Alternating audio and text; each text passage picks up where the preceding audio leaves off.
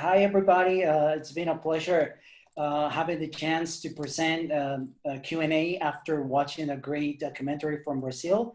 I'm having and sharing the screen with Eliza Capai, the Brazilian director of this energetic and powerful documentary. First of all, congratulations for delivering a great movie about how the student movement is organized, depicting and promoting the public access to education in Brazil.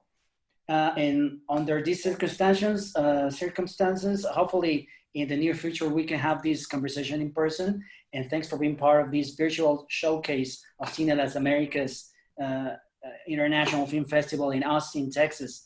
My first question will be, kind of very basic one. How do you get involved in such a great project that has a span of 5 years? Can you share your thoughts on that?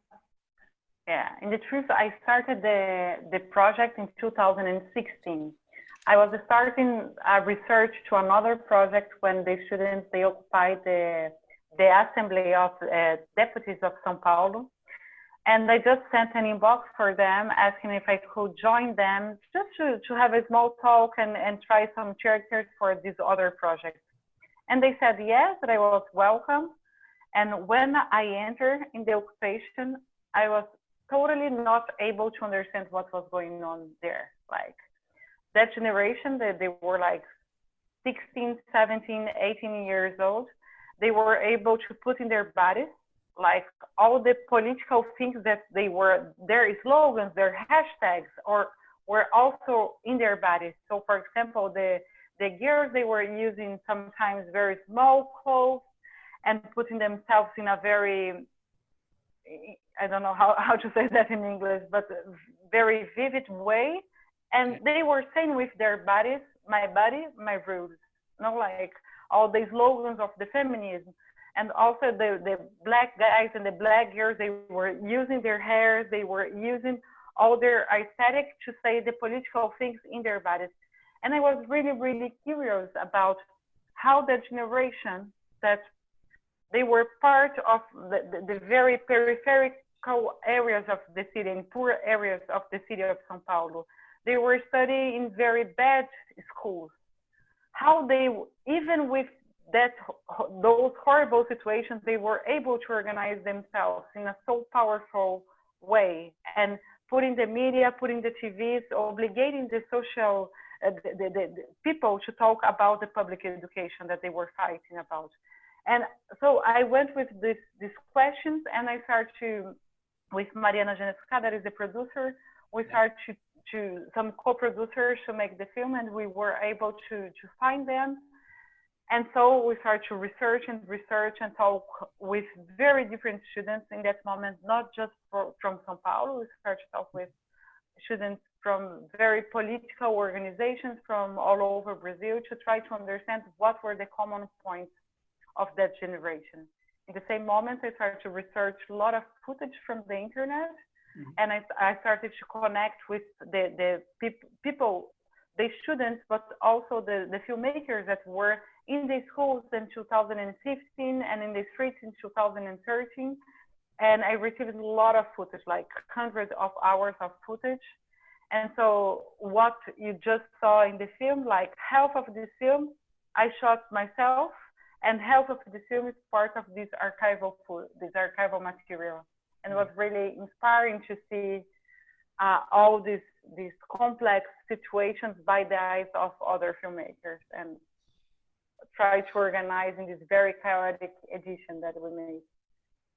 Okay, thank you very much for providing us like the big picture of how you got involved with this project. And also, I was very curious about that throughout the whole movie. I think like the students' parents or NGOs, organizations seems to be not present at all. So most of the footage is, of course, because of the students, young people, you know, claiming their own rights. So I just wanted to ask you, is that really happened? Those students were mature enough to carry on with their own protests? So what happened in between? I don't know if you have access or there's you know, behind the camera images about those other organizations maybe supporting this movement? Yeah, I hope there are other great films about the same occupation in 2015, but I hope someone will make a film about the parents, because it's it's another story, and it would be a very interesting one. For example, the parents of Coca, the first thing they tried was to lock him inside the home, not allowing him to go to the occupation, because they were really worried about the situation and how they could not succeed. They went, his father, after his job, every day he was in front of the school, trying to protect those kids, you know, and trying to protect especially from the police. And there are a lot of very interesting stories about the parents that they were, some of them, they were really worried and they could not understand what was going on. So they were thinking they were doing some criminal stuff, and they were involved with traffic and a lot of crazy noises that were people were talking that moment. And for example, the mother of Marcela, in the day of the premiere in São Paulo, she was crying for the whole film, and in the end she hugged Marcela and said, "I love you, now I understand what you did."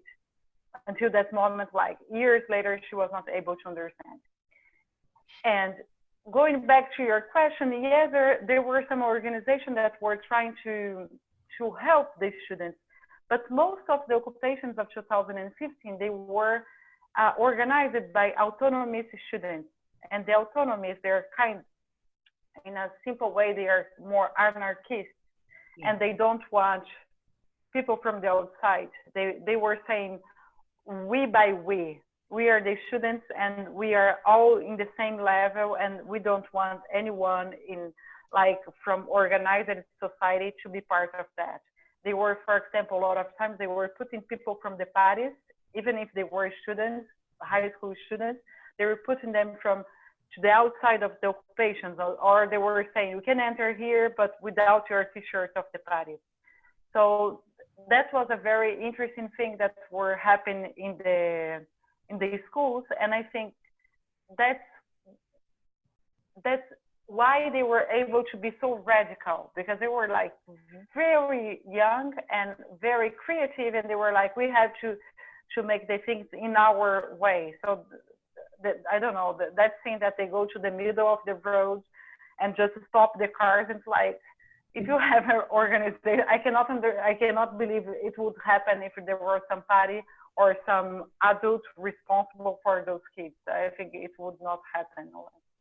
Okay, yeah, that was very curious, as I said, because you feel that energy, but that what's going on with the other people involved in that movement. Now, another thing that I would like to ask you, Eliza, is after you finish your film, do you face any struggle on distribution due to the political message that you were carrying on that? And given the fact that in Brazil there was a change of government from a far-right movement with Bolsonaro, do you have any struggle to promote your film? In the moment, I understood that Bolsonaro would be the next president. That was in the really end of the film. Like, I was really, really worried about, especially about the three characters, the three protagonists, because with that moment we were seeing a lot of aggression, like just people attacking other people because they were leftists or communists or whatever. It's not the far right.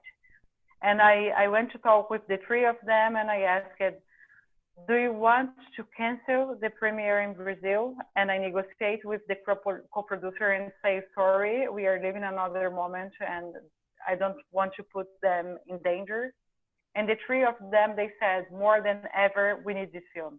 People have to see our fight and have to feel inspired to the next fight, So, but I have to say that as a director and as an adult, I was really worried about that.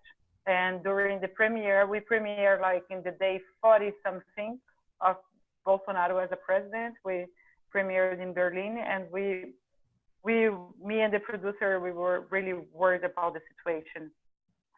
And we started to see a lot of attacks to other films and to groups of theaters. And we decided to premiere as soon as we could in the home theaters in Brazil.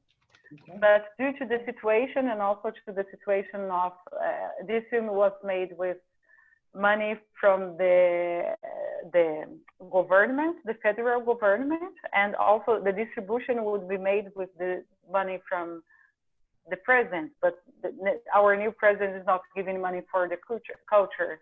It means we made a distribution with zero money. And of course, we had more people watching in the home theaters in our premiere at Berlinale than in the home theaters in Brazil.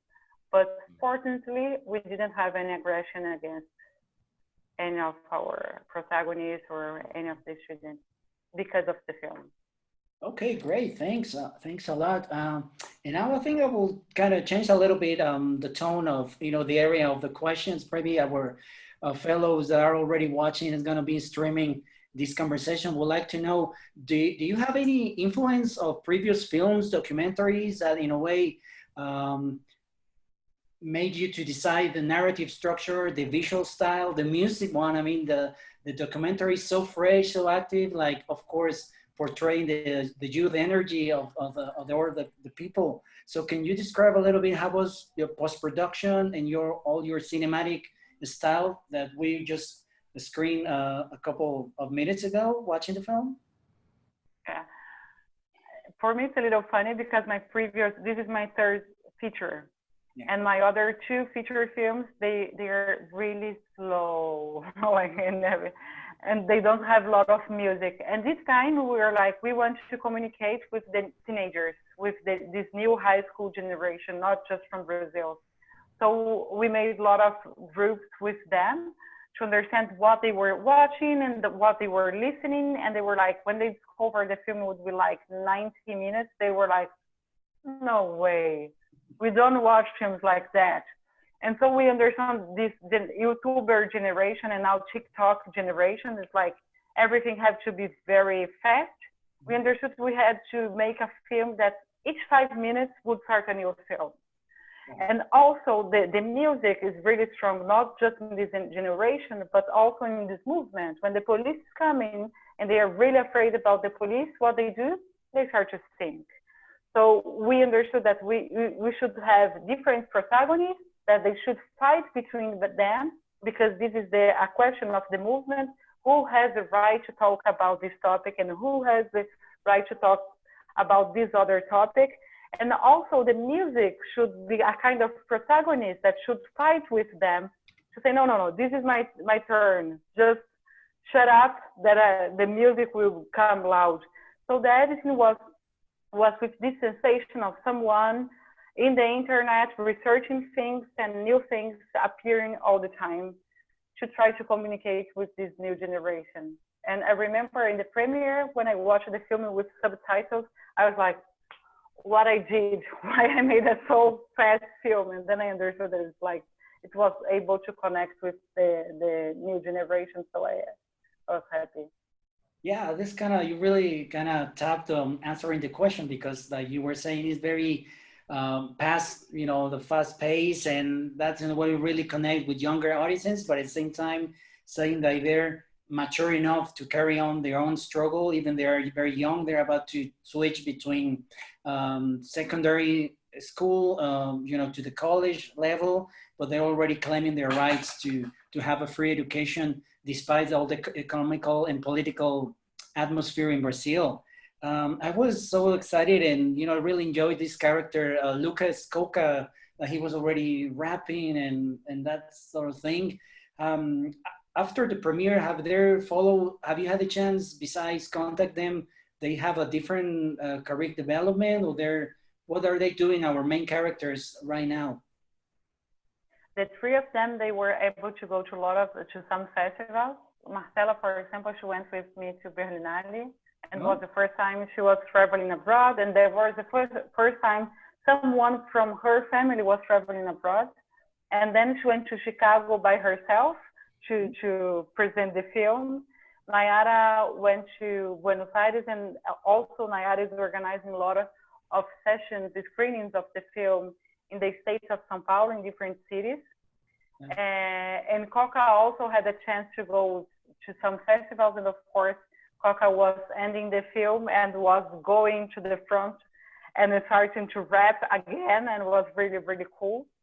Nayara, she is coming as a candidate to, I don't know how to say, like the deputy of the city, vereador in Portuguese. She's coming, she's going with her political career. She's keeping going with that. Marcela, she just entered this year in a university. She's studying to be an actress. Okay. And what is fantastic, and in the same time, she's dealing with having the same situations in her life. It's like she's trying to pay her studies and paying to have a house and all those struggles. And Coca, she's like doing what you saw in the film, and she's also presenting a TV show. He's one of the 3 guys that present a TV show from NBA. Amazing. Okay. Yeah. Before wrapping our Q&A session, can you tell us a little bit your upcoming projects despite these COVID-19? Do you have any productions going on? Yeah, I hope we are in the end, we are approving me and Mariana Genesca new project. And it's changing every day that I think about the project. It's a new project, and I think it will change a lot until you go to Cine das Americas with the film. But our idea is try to understand in this so hard moment of not just from Brazil, and not talking just about the pandemic, but this far right growing and all this feeling of hate growing. It's understand what and where is lost. It means what connects us and what keeps us going. So the plan is to go to very hard places of Brazil where the violence or the hunger or all these sad things are so big, and try to understand what people make to want to be living and want to be giving birth and want to proceed with our existence, something like that. Okay. Well, good luck on that upcoming project that you were talking with us, and we really want to thank you for being part of this virtual showcase of Cine Las Americas International Film Festival. I know the guys watching, they're going to be amazed and blown away by the powerful energy of your turn. Espero Tua Revolta. Again, and good luck also with the festival circuits, and looking forward to have this conversation in person. And thank you guys. Thank you guys in Austin and everywhere worldwide having the chance to watch this great documentary. Thank you so much, and hope next time I'm able to go to Austin and to give real hugs. Thank you so much. Yeah, welcome. Have fun and stay safe. Thank you, you too.